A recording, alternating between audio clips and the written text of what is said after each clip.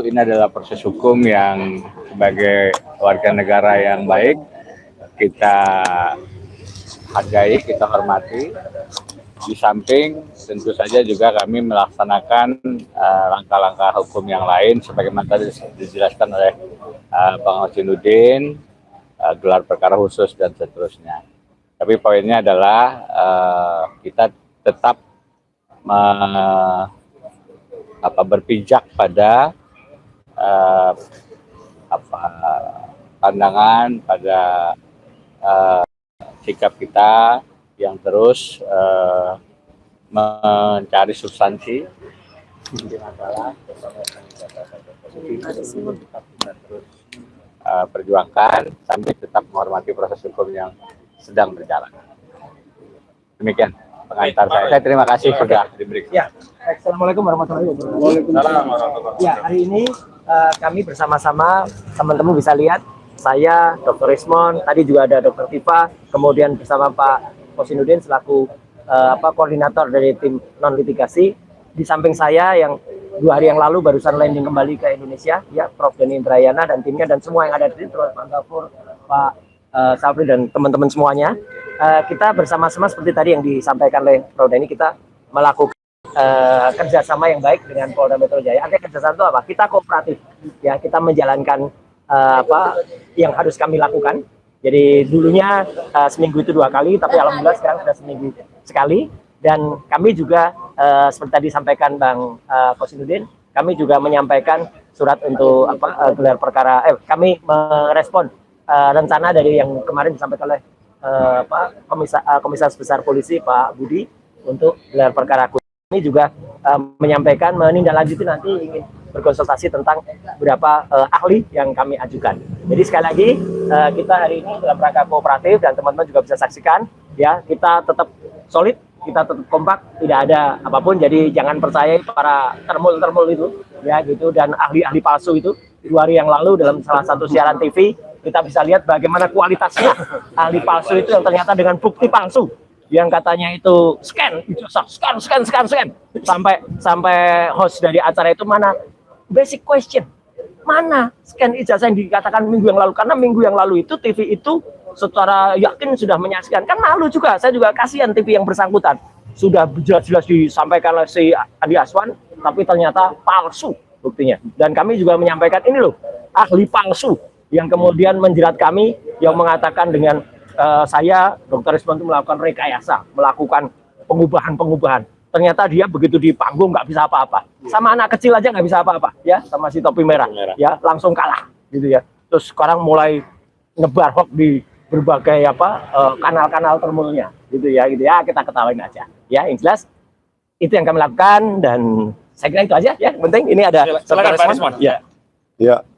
Kemarin di sebuah tayangan televisi swasta bahwa penipuan terjadi nyata-nyata oleh ahli termul dan terutama Andi Aswan dan Joshua Sinambela. Nah, itu. Saya mengajak seluruh tim hukum supaya melaporkan mereka berdua karena telah mengaku memiliki scan ijazah asli Joko Widodo, ternyata itu hasil registrasi citra namanya, yang merupakan yang berasal juga dari apa yang diupload oleh Dian Sandi Utama. Oleh karena itu siap-siap ini Joshua Sinambela harus dituntut.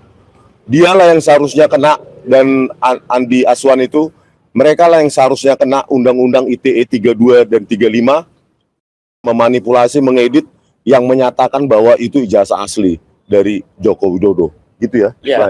Jadi kita akan laporkan itu. Sedang dipersiapkan ya, Bang. Siap. Oke. Baik, sekedar informasi bahwa kami sudah melakukan kajian hukum terkait dugaan tindak pidana mengedit atau memanipulasi data elektronik yang ada pada pasal 32 dan 35 Undang-Undang ITE yang semestinya memang bukan diterapkan pada klien kami, tapi dengan adanya program TV semalam, ya, hari Selasa itu terbukti secara konkret dan disaksikan oleh seluruh rakyat, bahwa dugaan memanipulasi data yang tidak identik seolah-olah otentik, yang kemudian diberi penegasan ini ijazahnya asli Jokowi, atau dengan penegasan ini scan ijazah asli Jokowi, maka keduanya ini yang terancam pidana 12 tahun penjara. Karena itu kita tunggu tanggal mainnya. Mohon media terus mengawal ini ya. Itu saja ya. Bang Jagir, Bang Jagir. Cukup sementara, cukup dulu. Cukup dulu ya. Cukup sedikit aja. Ya. Nih, siapa punya nih? Anies Baswedan. Kita berkoordinasi dengan penyidik untuk menghadirkan saksi yang meringankan dan ahli yang meringankan. Jadi saya tidak bicara substansi yang lain hari ini. Saya mendampingi klien saya Rismon untuk datang hari ini untuk koordinasi kapan pemanggilan saksi yang meringankan dan kapan memanggil ahli yang meringankan. Itu perlu koordinasi karena itu ada berapa orang, ada 4 dan 1, mungkin ada 5 orang yang akan dipanggil untuk itu. Itu perlu pengaturan tidak sederhana mungkin. Oleh sebab itu kami hadir hari ini dan itu membuktikan itikat baik yang luar biasa. Saya pikir begitu ya, tidak perlu panjang-panjang lagi karena garisnya sudah semakin nyata ya, ke arah mana kita harus berjalan, ke arah mana kita harus membuktikan, ke arah mana kita harus mengucapkan kata-kata dalam persoalan ini. Sekali lagi saya katakan tidak sembarang lagi mengatakan karena proses prajudikasi yang disebut sekarang ini sudah semakin jelas. Saya kira gitu ya, Lekku Rismon ya sebagai klien kami. Satu lagi Bang, saya tambahkan ya. Jadi hasil pertemuan kami tim kuasa hukum tadi malam memutuskan terhadap hasil laboratorium forensik Polda Metro Jaya, kami meminta agar bisa dilakukan uji forensik secara pembanding.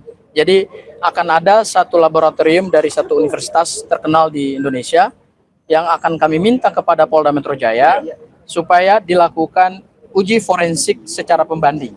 Jadi ijazah Pak Jokowi ini jangan hanya bersandar pada uji laboratorium forensik yang dimiliki oleh Bareskrim, tetapi dalam rangka kita mempertanggungjawabkan hasil penyidikan ini secara transparan, berintegritas dan akuntabel, maka kami selaku tim kuasa hukum juga akan memohonkan kepada Polda Metro Jaya agar barang bukti atau primary evidence ijazah Pak Joko Widodo itu juga bisa diuji oleh laboratorium forensik milik universitas yang sifatnya independen, sehingga kita akan mendapatkan hasil yang jauh lebih akurat, ya, hasil yang bisa kemudian dipertanggungjawabkan secara ilmiah dan dipertanggungjawabkan secara hukum. Jadi itu dimungkinkan karena ada pendapat ahli dari universitas terkenal kemarin bahwa tersangka mempunyai hak juga untuk mengajukan uji banding terhadap hasil laboratorium forensik Polda Metro Jaya. Barangkali. Satu lagi yang tambahkan ya.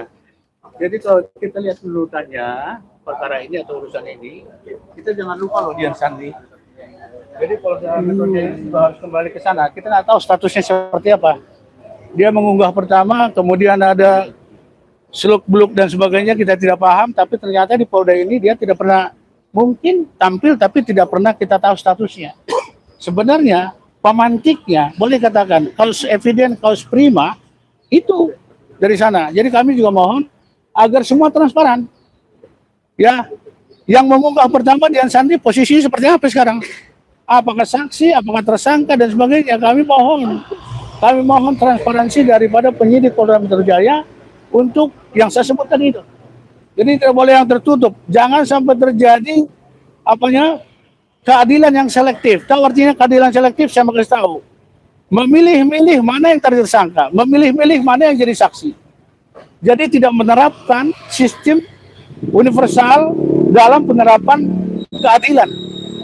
Ya ada hubungan kuasa dengan khusus dengan Polda ini barangkali lain ceritanya gitu. Jadi kami mengatakan bahwa Polda dari mulai penyidikan kemarin jadi tersangka sudah baik sekali. Nah kita harapkan untuk selanjutnya juga baik. Jadi menghasilkan juga yang baik juga ya bagi semua pihak. Saya pikir begitu. Kami mau ke dalam dulu untuk berkoordinasi. Oke, terima kasih ya rekan-rekan sekalian. Oke, terima kasih rekan-rekan media semua yang sekarang sudah hadir. Pada siang hari ini saya seperti yang saya sudah follow up ke Dewan Pers beberapa waktu lalu, hari ini saya menindaklanjuti bahwa sesuai arahan Dewan Pers, saya sudah memverifikasi ke Dewan Pers bahwa data saya sebagai wartawan utama, yaitu yang sudah terbukti oleh kartu yang ada saya pegang ini, Sejak 2017 sampai sekarang masih terdaftar sebagai wartawan utama. Dan oleh karena itu, setelah saya berdiskusi dengan para kuasa hukum dan para pengacara di sini yang sudah lebih senior dari saya dan tentunya memahami sekali pentingnya masalah ini, saya memutuskan untuk melaporkan Andi Aswan dan Irjan Laurentius Irjan Bu ke Polda Metro Jaya. Soal pasalnya apa nanti kita akan lihat kepada penyidik di dalam ya, kepada pihak SPKT di dalam untuk memberikan saran-saran masukan dan kepada kuasa hukum saya serahkan. Tetapi yang paling parah itu Andi Aswan telah mengatakan bahwa saya wartawan palsu, pers saya itu palsu, yaitu kartu ini, mengatakan itu di TV nasional yaitu di Garuda TV. Dan hari itu di sebelah saya selain Andi Aswan ada Pak Roy Suryo, sehingga saya ajak beliau hari ini untuk menjadi saksi bahwa Andi Aswan benar-benar mengatakan itu ya di Garuda TV. Dan nanti saya juga akan meminta pihak Garuda TV sebagai penanggung jawab acara, kalau perlu pemretnya Ibu Eli Husin untuk juga ikut berbicara sebagai saksi bahwa hal itu terjadi di bawah pengawasan beliau di acara yang di stasiun TV dipimpin beliau. Dan untuk itu mungkin pertama ke pengacara dulu ya, Pak Henry Syahan. Silakan Pak. Oke, terima kasih. Silakan Pak. Dipegang aja. Pegang aja ya. Ya. Oke, terima kasih. Jadi hari ini kami membuat laporan kemungkinan ada mungkin pencemaran ya, di mana klien kami disebut oleh saudara Andi Aswan ya, dan Ihsan sebagai wartawan gadungan. Sesuai dengan ini, legalitas wartawan klien kami adalah sah sebagai wartawan sejak 2017. Pegang juga, terdaftar. pegang juga Pak. Ya, jadi ini adalah perbuatan, jelas perbuatan melawan hukum. Dan hari ini kami akan melaporkan ke pihak Polda Metro Jaya. Ya.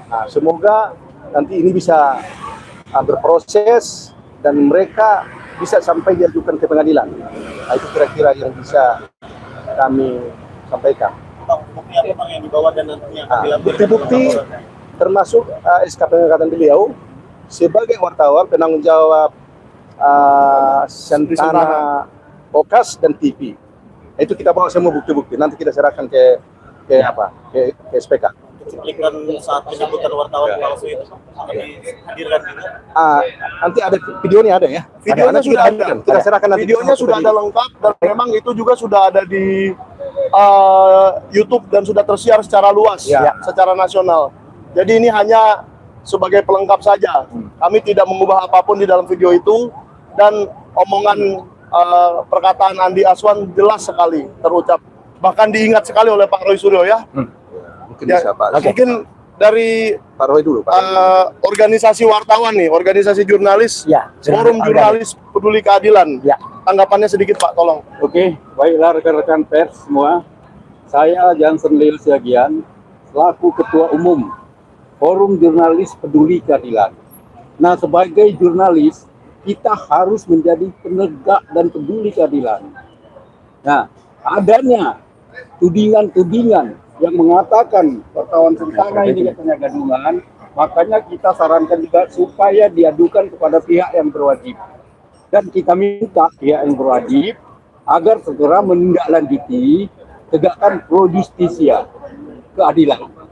Ya, terima kasih. Begitu aja saran saya. Sementara nanti diadukan oleh korban langsung. Ya. Oke, terima kasih. Ini ke Pak Gofur dulu apa ke Pak Roy dulu? Pak Gofur dulu. Oke. Pak Gofur dulu ya. Terima kasih Untuk penjelasan pasal-pasalnya. Terima kasih Bang Michael.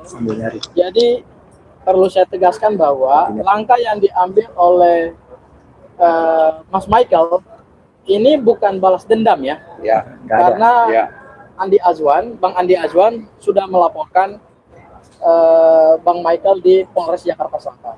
Jadi ini bukan dalam rangka balas dendam, tidak ya. Tetapi ini benar-benar dalam rangka kita menegakkan hak-hak seseorang warga negara yang ketika dituduh dalam suatu forum dan itu disiarkan kepada rakyat Indonesia, maka perlu dimintai pertanggungjawaban ketika bahasanya itu tidak sesuai dengan fakta yang sebenarnya. Andi Azwan telah membangun satu narasi pada saat debat di Garuda TV bahwa Mas Michael ini wartawan gadungan. Nah, langkah yang dilakukan oleh Mas Michael kemudian adalah meminta klarifikasi dari Dewan Pers terkait dengan status dia sebagai seorang wartawan. Sehingga terjawablah tuduhan yang dialamatkan oleh Andi Azwan bahwa Mas Michael ini wartawan gadungan. Maka ketika sudah mendapatkan klarifikasi resmi dari Dewan Pers, berarti Andi Azwan telah melakukan suatu dugaan tindak pidana pencemaran nama baik. Nah, pasal yang kami akan laporkan itu pasal apa saja? Yang pertama pasal 310 dan pasal 311 KUHP terkait dengan pencemaran nama baik, ya. Kemudian yang kedua terkait dengan Undang-Undang ITE, yaitu pasal 27A terkait dengan fitnah terhadap kehormatan seorang warga negara. Jadi yang kami lakukan hari ini adalah melakukan suatu langkah untuk menegakkan harkat dan martabat seorang warga negara yang nyata-nyata beliau adalah seorang wartawan tetapi dituduh itu kemudian wartawan gadungan. Jadi tidak ada unsur balas dendam. Kami di sini adalah betul-betul ingin menegakkan hukum. Kemudian yang kedua terkait dengan bukti-bukti, ya kebetulan kita di sini ada salah satu saksi kunci yang mengalami langsung, melihat langsung, mendengar langsung peristiwa yang kita duga peristiwa pidana itu, yaitu Mas Roy. Jadi kehadiran Mas Roy ini bukan untuk membuat Andi Azwan semakin terpojok, tidak, tetapi untuk memperkuat laporan. Dan kebetulan yang dituduhkan oleh Andi Azwan itu kan masih dalam konteks diskusi soal ijazah palsu yang diduga milik Presiden Joko Widodo gitu. Sehingga memang ini makin hari makin menarik gitu. Ijazah ini makin hari makin menggelinding liar seperti bola salju, bukan hanya menyasar Mas Roy, CS, orang-orang Pak Joko Widodo sendiri. Oleh karena itu, seharusnya ijazah ini diklik supaya tidak ada lagi korban-korban baru. Ya, jadi ijazah misterius kembali menelan korban-korban baru, dan korban-korban baru itu justru datanya dari kubu Pak Joko Widodo. Itu ya, Mas Michael ya. Saya serahkan buat Bang Rismo. Bang Mas silakan. Mas Samser dulu. Silakan. Terima kasih. Tentunya dalam proses hukum yang akan dilakukan ini adalah merupakan sesuatu yang umum ya, yang wajar. Dalam arti apa yang dilakukan oleh Michael Sunardi ini adalah haknya dia untuk menyampaikan, sehingga haknya dia nanti dalam kehidupan bermasyarakat maupun dalam aktivitas melakukan penyiaran ini tidak terganggu.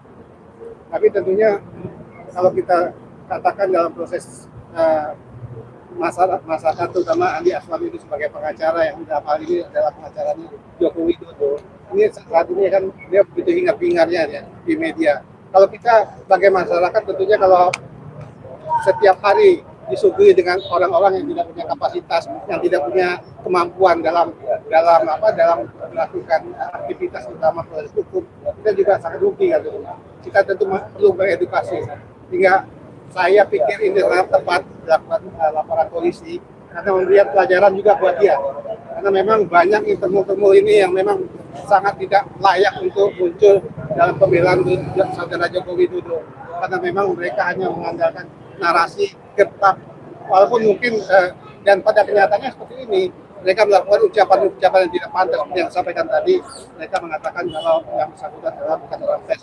Ini satu pasal yang ada, jadi pasal 30 tentang pencemaran nama baik dan pasal 311. Jadi saya pikir ini perlu ditingkatkan proses ini, sehingga yang bersangkutan di Azwan itu tidak semena-mena aja. Hari ini kemarin dia melakukan seperti itu, besok-besok dilakukan sesukanya aja. Saya pikir juga bukan hanya sebatas apa yang didapat oleh saudara Michael. Mungkin ada proses hukum lain yang mungkin akan juga muncul untuk dilaporkan kepada polisi terhadap apa yang dilakukan oleh Andi Azwan, pengacara Joko Widodo. Saya pikir ini perlu. Terima kasih. Ya. Sebentar. Aku mau tambahkan ya pasalnya ya. Bagus. Jadi pasal yang akan kami laporkan ini, satu pasal 310, pasal 311 KUHP, ancaman pidananya di bawah 5 tahun penjara. Kemudian juga 27A Undang-Undang ITE terkait dengan fitnah, dan ancaman pidana terberat yaitu pasal 28 ayat 2, pasal 28 ayat 2 Undang-Undang ITE, ancaman pidana 8 tahun penjara, yaitu menghina suatu golongan. Nah, ini kan golongan profesi, yaitu wartawan. Menghina profesi. Jadi 28 ayat 2 Undang-Undang ITE itu juga akan dilaporkan karena ancaman pidananya 8 tahun dan kalau kemudian ditetapkan sebagai tersangka bisa dilakukan penahanan. Ya. Terima kasih. Oke. Silakan Pak Roy sebagai saksi kunci. Ya. Jadi Assalamualaikum warahmatullahi wabarakatuh. Ya. Jadi hari ingin menegaskan ya dalam kasus ini saksi orang yang mengetahui langsung karena ya saudara Michael Benyamin Sinaga ada orang yang mendengar langsung pada saat itu. Jadi bukan pada kasus seperti yang saya alami. Orangnya hanya melihat di televisi, kemudian dia berusaha tahu-tahu ini tanggal berapa sampai tanggal enggak. Michael dan saya mengalami sendiri peristiwa itu pada hari Rabu tanggal 8 Oktober 2025 di lantai 5 salah satu gedung pertokoan di Jakarta Pusat yang ada di gedung Sarinah ya di Jalan Tamrin ya. Itu peristiwanya kira-kira di atas pukul 7:30 ya, itu peristiwa terjadi. Kualifikasi pelapor adalah jelas, dia juga mengalami sendiri, jadi clear betul pasal 310 311 ya, bukan seperti 11 ya yang tidak melihat langsung, tidak mendengar langsung, hanya mengalami masukan-masukan dari orang-orang lain. Saudara Mike mendengar dan saya selaku saksi, saya melihat dengan mata kepala sendiri, mendengar dengan telinga saya sendiri. Jadi clear betul, saya ada di situ. Dan ada 2 orang yang memang dilaporkan. Andi Aswan memang berada di situ.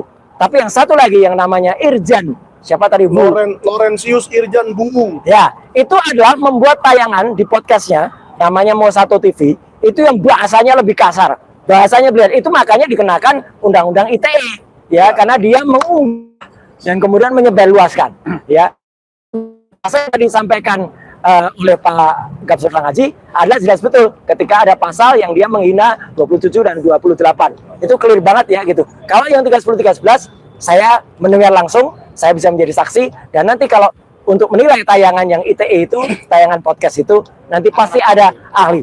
Ada ahli ITE, ada ahli bahasa dan lain sebagainya. Jadi jelas betul bahwa apa yang mereka lakukan itu sungguh-sungguh sebuah hal yang masuk pada pasal-pasal di dalam Kitab Undang-Undang Hukum Pidana kita dan juga masuk dalam Undang-Undang Informasi dan Transaksi Elektronik. Saya support betul Mas Michael Benyamin Sinaga dan juga teman-teman lawyer yang membersamai. Terima kasih. Saya tambah sedikit ya. Menjelaskan tentang tayangan yang ada di Mo1 TV itu yang diunggah oleh Laurentius Irjan Buu. Di situ